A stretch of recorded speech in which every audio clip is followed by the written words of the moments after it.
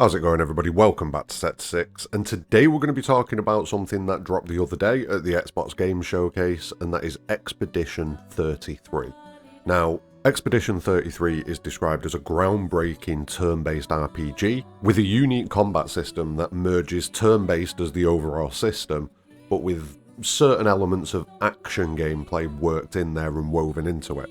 So, after seeing the trailer the other day and digging into information a little bit more, my hype's quite high for this one. I'm very interested. So what I thought we'd do is, I thought we'd break down the trailer. That's what we do, we break down trailers. So let's have a look at the trailer. Also, the breakdown for Chapter 4 of Rebirth is still coming, I'm just being a bit slow. This is a quick video for me to get done, whereas the other one's taking a little bit longer, so it is still coming.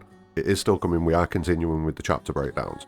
But, let's jump into this trailer and let's talk about this game, because I'm excited for this. Also, please like the video and subscribe for future content. We're getting close to 500,000 views now on the channel, and we've just cleared 3,500 subscribers, so thank you very much to everybody. But anyway, let's jump into it. So the trailer opens with a shot seemingly over Paris, with a bent and broken Eiffel Tower as the main focus of the shot. It quickly switches to a shot of the Arc de Triomphe split in two, so definitely Paris, and a large ominous structure looming in the background, with the number 34 kind of glowing on it. And as this is happening, we do get the silky smooth tones of Ben Starr narrating the trailer for us. Now we close in on the large structure, and in the background the voiceover tells us that soon she will wake and paint again. Every year a new number, ticking down. And we see a figure awake, stand up, and change the number from 34 to 33.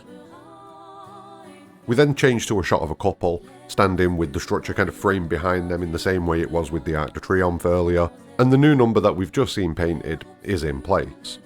The voiceover tells us that as the number changes, everyone of that age crumbles and vanishes into nothingness. And as we hear this, the woman in the couple that we were focused on crumbles into nothingness. We switch to another shot of people fading away while again learning that every year she paints again.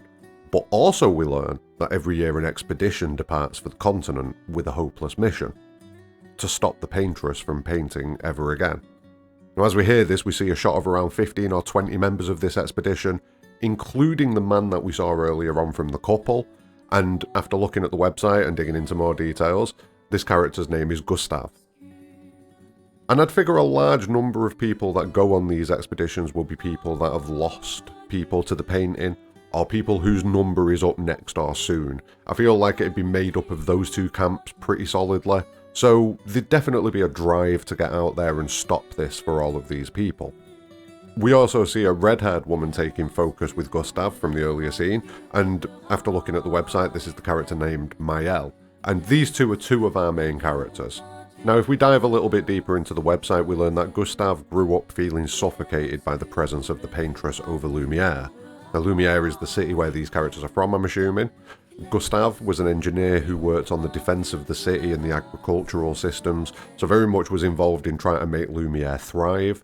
But now, he's in his final year of life, as I was saying earlier. He devotes himself to defeating the paintress and reclaiming the future for Lumiere's children. Now, Maëlle is Gustav's foster sister, who was orphaned at the age of 3. Now, she's only 16 at this point, but she views the expedition as an opportunity for her to view the world and forge her own destiny. Now whether or not we get to use both of these characters in different scenes or get a choice, I wasn't too sure initially, but there are two other characters detailed in the website, and as we see a little bit later on in the trailer, it seems like we do control different characters at different points. It's just I'm not sure whether or not that's a choice or whether or not each character has their own section. We'll find out over time. Now the other two characters, Lune, she's a scholar and a mage, a researcher who's sacrificed everything to complete her parents' work. And her goal is to unravel the mystery of the paintress. She's going to be an interesting character, I can tell. And then we've got Ciel, a farmer turned teacher turned warrior, nice, who has a dark and painful past apparently. And she's ready to accept her fate whether she lives or dies, succeed or fail, she's just good. So it seems like a nice mix of 4 characters that we're going to get to play through this game with. Each of them have got their own vibe and reasons for going out on this expedition, and I feel like there's probably more to Maëlle than we're being let into. And we'll see, but you'll see what I mean later on. But yeah, I've got Mael's sauce. That's it, I'm saying it, Mael's sauce. But moving on. We then get a series of shots of the just astonishingly beautiful looking world. And we're moving through it with Gustav in this moment. And some of these shots are insane. I'm not sure how open the world's going to be or whether it's going to be quite linear. We don't seem to have an indication of that yet. But either way, it's beautiful. We then see a scene of Lune, Mael and Gustav, with Lune reaching out to some sort of dark spectre looming in a doorway. We get a few more shots of some of the crazy landscapes in this game, and this time we're moving through them with Lune. And we see a closer shot of the Eiffel Tower, but I feel like this is a different area than the Eiffel Tower that we saw earlier. So, I'm not too sure what's going on here. Could it be a dream, maybe? I don't know, but it's different. We get a few more shots of the world with the voiceover being the characters discussing their journey. We see a couple of shots of some big angry bosses leading us into the combat section of the video, but during this we do hear what I believe is CL saying, "You mean we're the only ones left?" which suggests that things may go bad for the other members of this expedition at some point, which is believable. You know, these 4 characters seem to be the focus, so the rest of them are surplus to requirements at this point almost, you know what I mean? You just get rid of them. Just get rid of them. But then we hit the combat. Now the combat's a turn-based system like I was saying earlier, with action elements woven into it to give an experience that seems similar to a more modern Legend of Dragoon or a Lost Odyssey or something like that. It seems like we can only have 3 active party members at a time in combat, and the combat turns seem to be determined by an act list system, so something very similar to Final Fantasy X or Trails of Cold Steel or games like that. Just underneath the character's HP you can see this bar of blue blocks, and it seems like you build these up over the course of combat, maybe by landing successful attacks, things like that, and they seem to be the thing that allow you to use skills. So depending on how many blocks you've got will depend on which skills you can use, and which skill you use depends how many you lose, that sort of thing. Now other than the skills there, you seem like you're able to take aim with your gun, use items, or you can attack. The combat system looks very fun, fluid, it looks beautiful as well, like visually it looks real good. My major hope is that the systems around combat, where you know, your character builds basically, how much customization you've got when it comes down to setting up your character and what kind of build variety there is.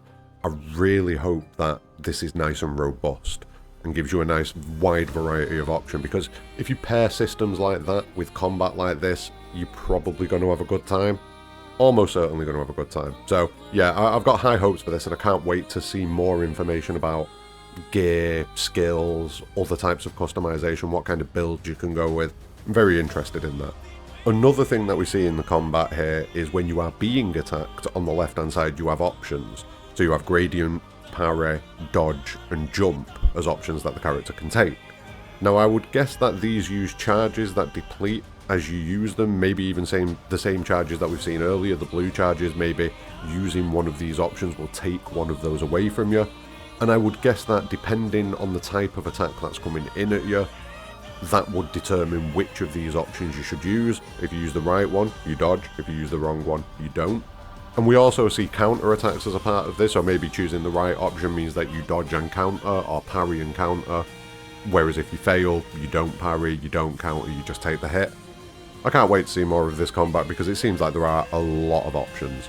But it's definitely something we'll have to talk about later when we get more info on it. But the combat scenes in the trailer finish off, and we see a shot of former expedition members all turned to stone.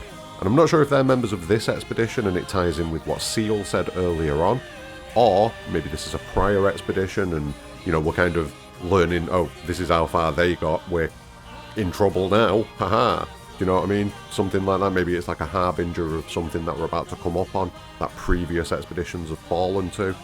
It could just be that everyone in our expedition's dead as well. It could be either.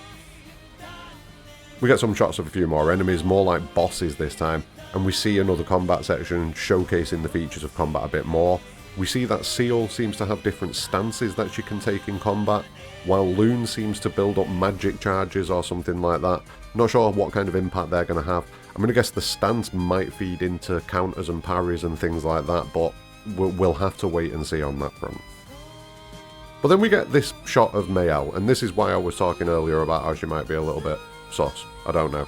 But we get this shot of Mayel, and she's drenched in blood holding a piece of cloth and screaming while on her knees, and the camera pans around and she's kneeling in front of the paintress, right in front of that structure. What? Yeah, something's clearly gone down there. I would guess this is going to be a dream of some sort. If it's not a dream, this is probably a super late shot from the game, and it's not looking like things went well if that's the case. But I'm going to guess it's a dream. I'm going to guess that it's a dream, but it feeds into what I was saying earlier, that something's not quite right about Mayel.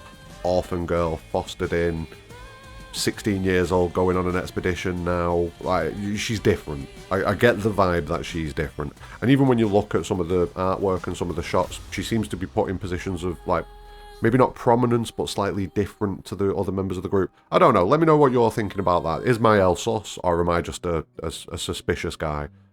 Do I just see dodginess? I don't know. What's going on? But yeah, the trailer ends, and my word, that game looks like it could be very good. Very good indeed. Visually, it looks absolutely beautiful.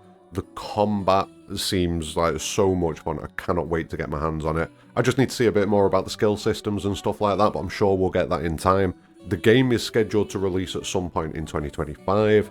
We don't have a solid release date yet, so I would expect over the course of the next 6 months or so, we're going to get a lot more information on this game, and we'll cover it here on the channel because, yeah, this looks real good, and this is hopefully going to be one of those games that kills that narrative of, oh, you can't have a AAA turn-based game, oh, it'll never work.